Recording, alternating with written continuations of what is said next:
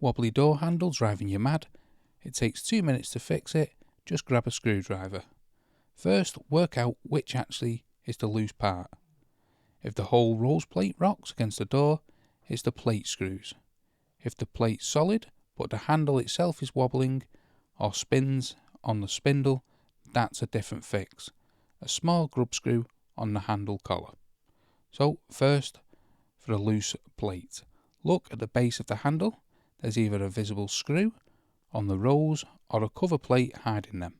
Slide or pop the cover off, usually with a flathead. Then tighten the screws clockwise, firm but not over tighten. Do both of the handles.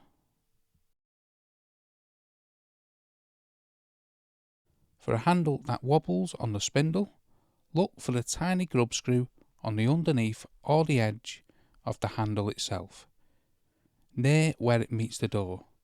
Tighten that with a small flathead or an Allen key, depending on the handle. Give the handle a good wiggle. Either way, solid, you're done. Still loose after tightening the roll screws, the screw thread may be stripped.